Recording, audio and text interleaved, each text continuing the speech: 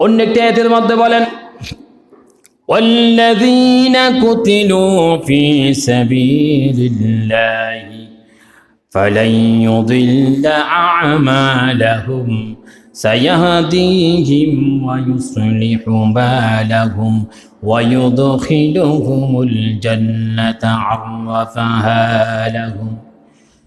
যারা আল্লাহর পথে শহীদ হয়, আল্লাহ কখনো তাদেরকে তাদের আমল সমূহ নষ্ট করবে না। সবসময় মৃত্যু হবে, আল্লাহর কাছে শহীদি মৃত্যু চাইবেন। নাম্বার 2, আল্লাহ তিনি তাদের পথ দেখাবেন এবং তাদের অবস্থান শুভ কোন জায়গায় যাবে, জান্নাতে যাবে নাকি জাহান্নামে যাবে, প্রত্যেকটি জায়গা আল্লাহ তাদেরকে দেখাই দিবেন।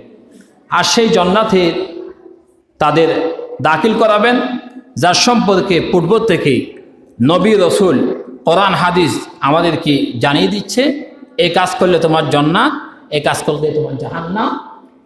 প্রত্যেক দিন আমরা এই কথাগুলি শুনে শুনে আসতেছি। ভালো এবং মন্দ দুইটা দিক দিয়ে আল্লাহ আমাদেরকে দুনিয়ার মধ্যে পাঠিয়েছেন। ভালো মন্দ এই দুইটা কাজ যদি আমরা করি, আমাদের খারাপটাকে বাদ দিতে হবে, বিসর্জন করতে হবে, আর ভালোটাকে আমাদেরকে আমল করতে হবে, খারাপটাকে বিসর্জন দিতে হবে। তা ফলে আমাদের জীবনটা সফল হবে।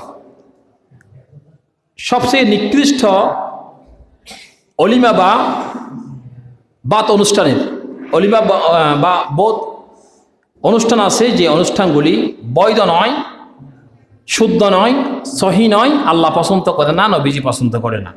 সেগুলি হচ্ছে যে দাওয়াতের মধ্যে গরিব দাওয়াত পায় না। আমাদের সমাজে অনেক দাওয়াত আছে যেগুলি ধনীরা পায়, মেজবানে দাওয়াত দেয়, ধনীদেরকে খাবার জন্য সিয়ার দেয়, গরিবদেরকে বসায় রাখে। দাওয়াত দেওয়া দরকার ছিল গরিবকে, খাওয়ানো দরকার ছিল গরিবকে। এখন ধনীরা গিয়েছে, গরিবেরা বসে আছে। 12টা থেকে গিয়েছে, ধনীদেরকে খাওয়ানোর পরে 3টার দিকে গরিবদেরকে খাবার দিয়েছে। এরকম যদি কেউ মেজবান দিতে চান, দিবেন না। কারণ ওই মানুষ যেগুলি আগে গিয়েছে তারা কষ্ট পাবে, এই মেজবান দিবেন না। প্রয়োজনে এটা কিন্তু কষ্ট পেলে আপনার উপরে একটা নিঃশ্বাস ফেলবে বড় করে, আহা মানুষটা মনে করছিলাম ভাতগুলো ঠিক মতো পাবো, 12টার ভাত প্রত্যেক দিন খেয়ে ফেলি, আজকে মাংস দিয়ে 2টা খাওয়ার জন্য আসলাম, কিন্তু আমি আজকে খেতে পারলাম না। যে ধনীদেরকে খাবার দিচ্ছে, আমি গরিব বলে আজকে আমার কোনো মূল্যায়ন নাই, গুরুত্ব নাই। এই জন্য এরকম খাবার দিবেন না। সবাইকে সমান চোখে দেখার জন্য চেষ্টা করবেন।